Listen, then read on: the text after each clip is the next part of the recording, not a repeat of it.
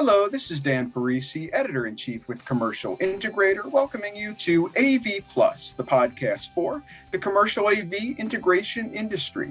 I'm very excited to be joined today by Jeff Singer, a 20-year industry veteran who's seen a lot in commercial AV and has a lot of insights to share about how the industry is changing, evolving, and getting better. In particular, we want to talk today about marketing and how we've kind of moved away from the push of spec-driven marketing to the pull of solution-centered marketing, as well as just the general trend toward intentionality and purpose-driven culture that seems to be pervading the commercial AV industry these days. The idea of doing things with purpose rather than doing things arbitrarily. Should be a really interesting conversation. I'm excited to have Jeff with us. I hope you enjoy it. Thanks so much for joining us on AV Plus. As always, please like and subscribe to our YouTube page, and please subscribe to the AV Plus podcast on Apple and on Spotify.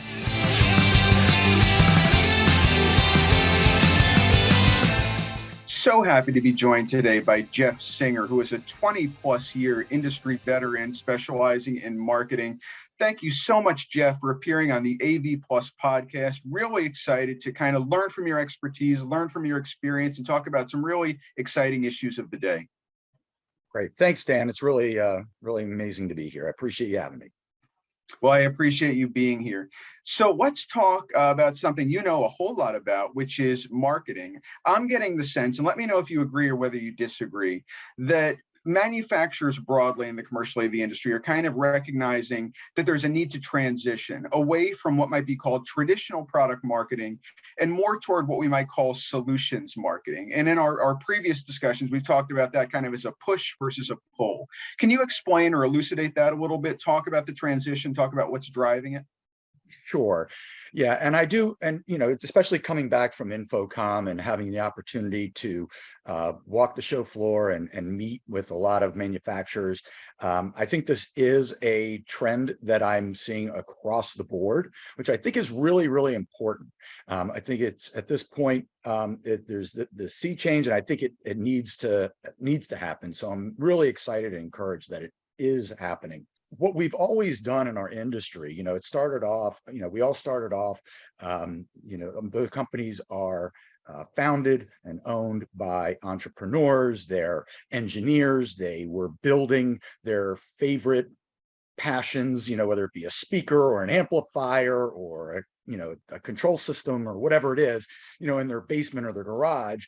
And they went out and we sold it, right? We sold a product. And as an industry, we've done a really good job of selling devices, hardware, black boxes, products, whatever you want to call them. We've also put those boxes together and called them a solution. So I want to be really careful and define what I mean by solutions, because that's not what I'm talking about. Mm-hmm. We still need to support. And this is in support, not only manufacturers, but also in support of the dealer channel. We have to, as an industry, identify and connect with the end users, with the marketplace. How we speak to end users and people out in the marketplace should be and is actually very different than how we speak to each other. So when we're talking about products, it's the speeds and feeds, the tech specs, the gazintas and gazaltas, and that's how we talk to each other. When we go to a trade show, I pardon the colloquialism, but I'll say that a lot of us are like butt sniffers. The first thing we do is we pick up the black box, we turn it around to look at the rear panel and take a look at the connectors to tell us, hey, what does this thing do? How many inputs, how many outputs? Does it support this Ethernet or HDMI or HD base T or what, right? But that's not how the rest of the world really thinks about what we do. Nobody's really going and Googling, I want a 4-port PoE plus, or 4K, 444, 60 frames, like that's not what they're doing. Now, there's still a great need, and there will always be a need for that information. There's at some point in that customer in the sales cycle or the customer journey, someone needs to design the system. They need to install the system. They need to troubleshoot and manage that system. That doesn't go away. So again, I want to be really careful not to think that that goes away or this new consumer marketing trend is replacing anything. What we need to do is, in addition to that, is to be able to meet people where they are. So we need to solve people's problems. There's always going to be shifts, social shifts, market shifts, technology shifts that change what the consumer, I'll refer, and instead of end user, I'll just refer to as a consumer. The consumer needs. They face new challenges. Their needs change. We need, as an industry, to be able to empathize and understand those challenges and needs, and to be able to explain to them that, and that we can solve their problems. And then we can give them all, some of the, top 3 or 5 features or benefits or specs that then give them a reason to believe us, right? We're not just making these grandiose, bold marketing statements that, hey, this can do anything. We kind of, we can back it up. And then once they've made the decision to purchase, like, hey, yeah, you get my problem. You understand me. What you're saying to me is making sense. I think you could help me. Then it goes, then at that point in the customer journey, now you're ready for the speeds and feeds and to start talking tech with somebody, because now they've already decided to purchase. And now they need to figure out, do I need this to go 30 feet, 300 feet, 3,000 feet? Do I need this to be 1080p, 4K, 4K 30, 4K 60, whatever that is? Now you can work on those details. But if we continue to just do the push marketing, where we're just pushing out new products with new specs and new features, we're just talking to people who have already decided to purchase. We're not finding new customers. We're not expanding the market. We're not expanding our businesses or our industry. And we need to do that. And as an industry, we've never really been very good at that, to be honest. So it's a challenge. And I think that manufacturers need to take the lead and be able to educate and to give dealers the content and the language to be able to talk to their customers in that way. I think it's such a good point. And, you and I have both been in the industry since the early aughts. At least in my case, I started in 2004. You're probably maybe a couple of years before that. But, having been to Infocom for 17, 18 years, and let me know if you disagree, but my assessment is those early Infocoms, a lot of it was vendors talking to integrators talking to each other, as you say, leading with the specs, leading with the speeds, leading with the feeds. If you had end users there, sometimes they weren't really paid attention to. Now, if you think about, for example, the members of the HETMA organization, whether it's Joe Way or Mike Peterson, when you think about BC Hatchett, when they go to shows like this now as end users, as education technology managers, they're swarmed after. People want to talk to them. And I think that's part of this idea of moving away from just talking in our own little closed bubble, our own little closed loop, and learning to talk to end users, learning to talk to technology managers from a solutions perspective, speaking their language, and recognizing that they are more empowered than ever before. And we need to change our lexicon. We need to change our approach if we're going to get the attention of those people. Yeah, 100%. And remember, the solution is the solution to their problem, their perceived problem. The first thing we need to do is to meet them wherever they are and to be able to fix or have them believe that we can fix or solve the problem that they think that they have. From there, we can expand our conversation into other things, of course. But that's what I mean by solutions. It's the solution to their problem, not our solution that we're trying to push on them. And the other thing that you bring up, I think that you're touching on, and we've talked about this, is again, most companies, not just in our industry, but most companies are really, really good at telling people what they do And a lot of the companies are even good at telling them how they do it. Right. So if you go on a lot of the websites for our manufacturers, there is no shortage of content telling you all about their products. And there's even content about, how and where they build their products, how they test their products, how they ship their products, how they service their products. So the what and the how, generally we've got down. The focus really needs to be on the why. Mhm. Why are we making these products? Why have we developed this technology? Why do we exist in the world? What is our value to the marketplace? And that is a lot harder to really, for most companies, but I think, very, very much is true in our industry, for across the board, for all of us to talk about, like, what is the value that we bring to the market? Why do we exist in the world? Why are we creating the technology that we do? And it's really in service. It has to be in service to somebody else, because if it's not solving somebody else's problem, if they don't need it, it may be a very cool thing, but we're not going to sell very many of them. Right. And that's kind of a perfect segue into my next question, talking about intentionality. I've heard the word intentionality more in the last 2 or 3 years than I ever have before. People are looking for their why. They're looking for connection. They're looking for something that's going to resonate with them. It seems like there's an aversion at this point to doing anything perfunctorily. People want to have a reason. They want to have a connection. It should resonate with them. There should be intentionality behind it. What is your feeling about intentionality as it relates to commercial AV? Do you find ways that people are kind of feeling more connected, whether it's causes, community service, and how brands are tied into that? It's not just a personal thing; it's also a brand thing at this point, isn't it? Yeah, well, it's really interesting because you and I have talked about these things, and I think the first thing to talk about is the word you ended on. Let's start there with brand, right? So a brand is not a logo, and it's not a color palette, right?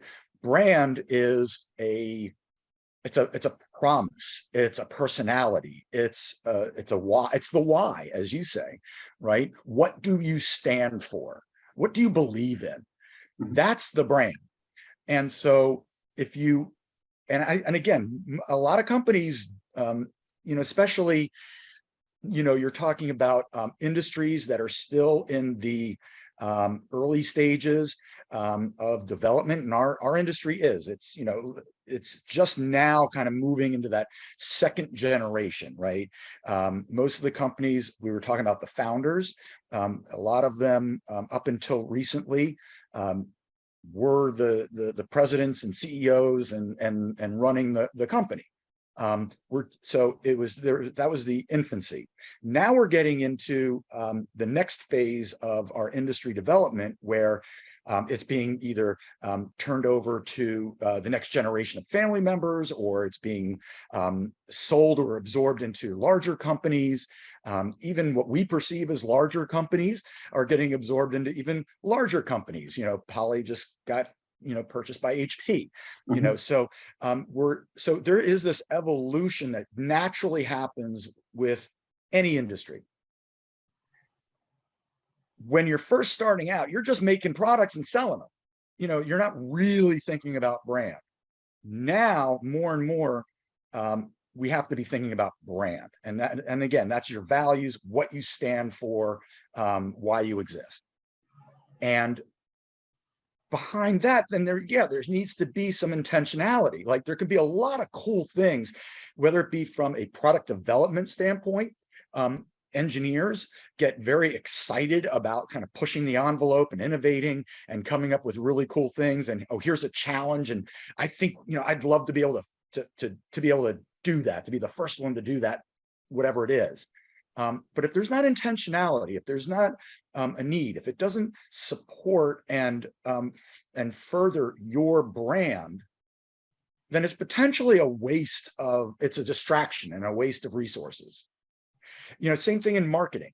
We've had a lot of really cool creative ideas, or like, oh my God, yeah, that's an awesome idea. And then, the creatives want to dig in and be creative. That's what they do. Surgeons want to operate, And so, but it's not, and while it might be a good idea and it might be very creative, it, again, if you don't have that strategy and the intentionality behind it, it may not be furthering and developing your brand. And if it's not doing that, that means it's pulling you further away from your brand, and you're confusing the marketplace. And again, I would submit it's potentially a huge waste of resources and a distraction. So I really do think that it starts with brand. Who are you? Why do you exist? There's intentionality behind everything you do to support and to develop that brand. And then that goes, and there are different ways to do that. And that goes to, and so there is a trend that's been going on for decades, quite honestly. I've been doing a lot of research on from Gen X to millennials to now Gen Zs, and there is a continuous rise in people wanting to feel connected to their brand, that the companies that they do business with are aligned with their values, that the companies aren't only in it to make a buck, but they're in it for a reason. Again, it gets back to the why. What do you stand for? What's your reason? And they want to be a part of something bigger than themselves. I think that's also partially, and I think that's what happened in COVID for a lot of people. Everybody, went remote and was working from home, and we lost that human connection. And our industry, and we see a lot of this, there's so many UC video conferencing, video collaboration, remote hybrid work, conversations at Infocom. And I think that technology can make it better. I think that is a problem that our industry can help solve. But what I also think is that, while the pendulum, started off at one extreme where we're always in the office 5 days a week, everybody's in the office every day. And then the pendulum swung the other way where, we went into lockdown in a lot of places, not everywhere, but I know in a lot of places. And everybody worked alone in their homes remotely every day. The pendulum then, has got to kind of swing back toward the middle somewhere, right? Where I think there has to be intentionality and strategy behind when and how and why do we get together and come together to work, and when and why do we stay at home, for example, or remotely and do our work. And it's going to be different depending on your industry, depending on your business, maybe depending on your role within the business. But I think in general, there is this need to feel like you're part of a team, you're part of a community, you're connected to other human beings, you're part of something bigger than yourself, which means that we need to come together, at least sometimes. Now, that community service, those causes that can help build your brand, can also be reasons that people come together. So you can bring people together for events, you can bring people together for community service, you can bring people together for lots of reasons.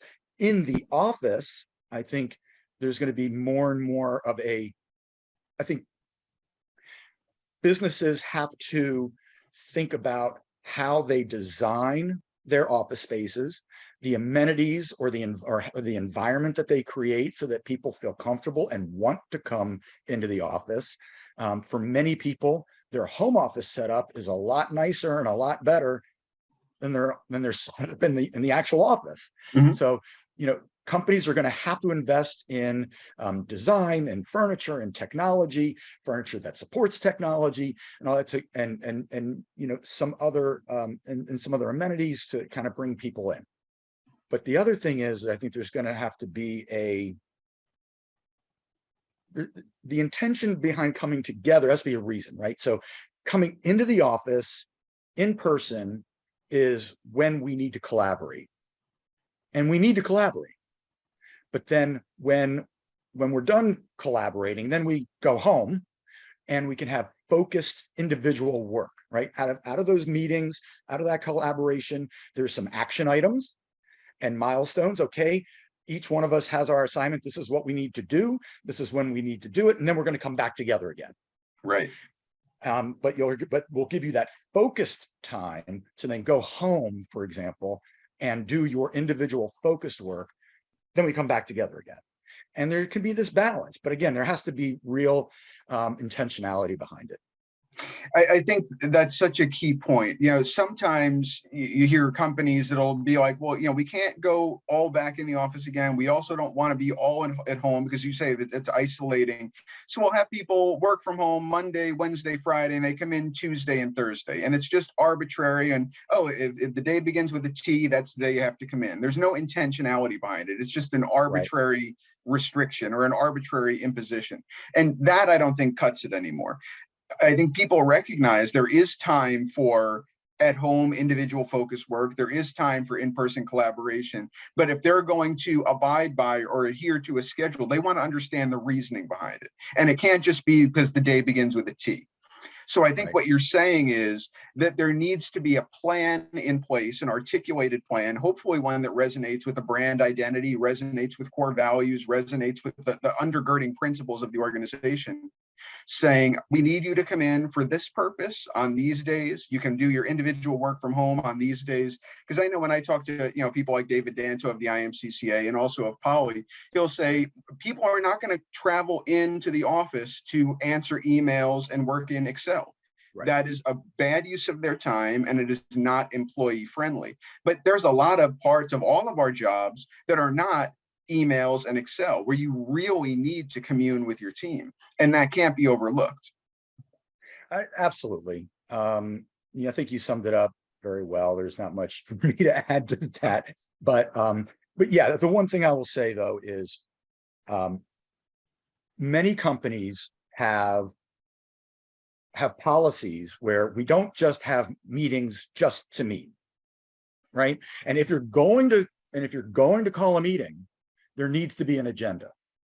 Who needs to be there? What do we hope to get? What are we going to get out of it? What are we going to discuss?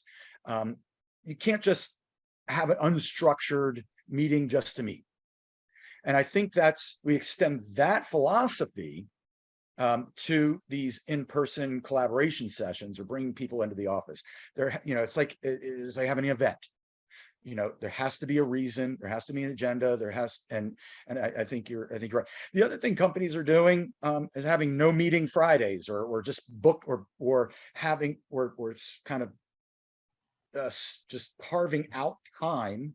And again, it has to make sense for your organization and for your department or your role, but it might be afternoons, it might be a day, it might be whatever. But right now I think also there's a sense of we're constantly meeting and we don't have time to actually do our work. So again, it all comes down to proper organization, structure, and intentionality behind what you do.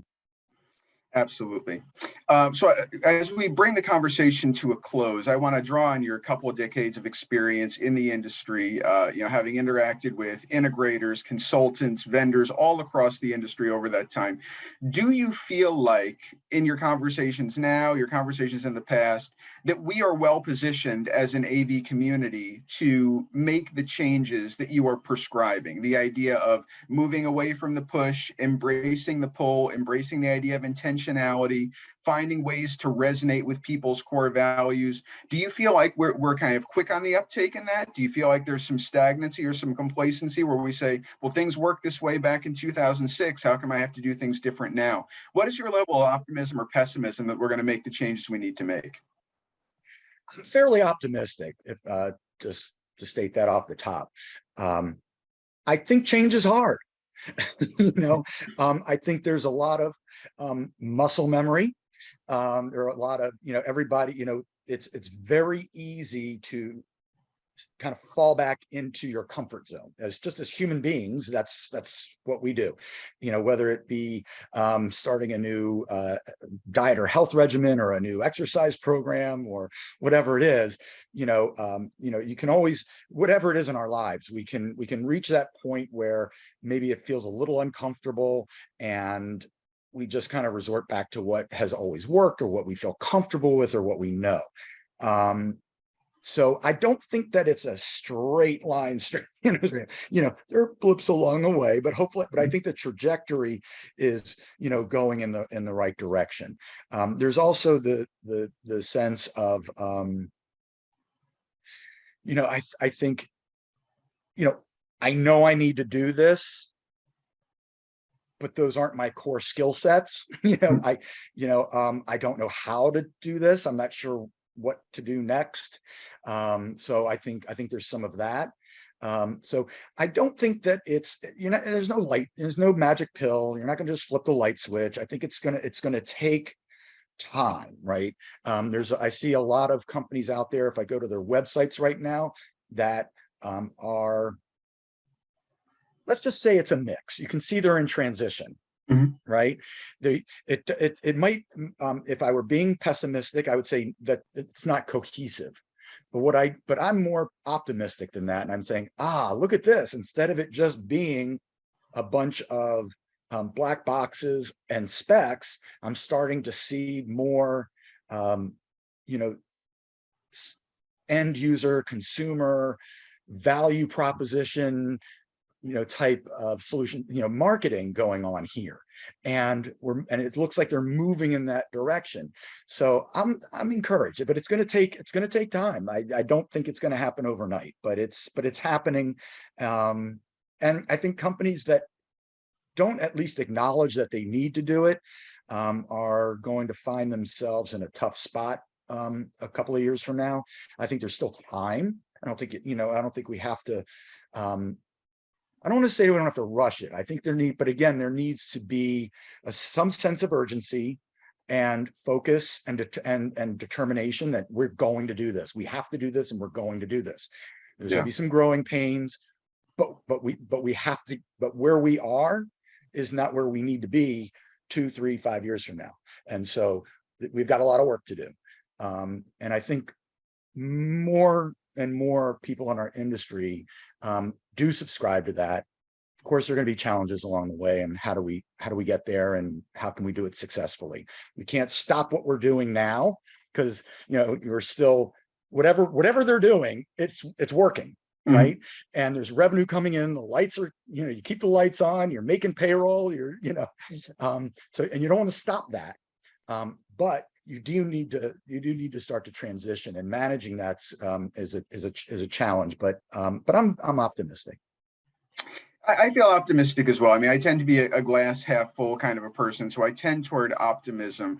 But I am seeing encouraging signs. But at the same time, I think you used a very good term when saying there's muscle memory, and in every industry and every profession, there's a certain muscle memory there. A commercial integrator obviously tries to beat the drum on topics like AV as a service and recurring revenue, and perhaps we'll have you on the AV Plus podcast in the future to talk about some of those topics as well. But I think it's a matter of recognizing that muscle memory might be there, but being willing to stretch those muscles a little bit and recognize that the zeitgeist is moving in a particular direction, and you need to try to kind of harness that. But I agree with you. I feel like the people in our industry, the minds in our industry, and the strong brands in our industry are going to figure it out, and some of them already are. Absolutely. And by the way, I would love to have a deeper conversation about moving toward, or at least integrating more as a service models, because I do think that there's that's part of the transition and what needs to be done moving forward as well.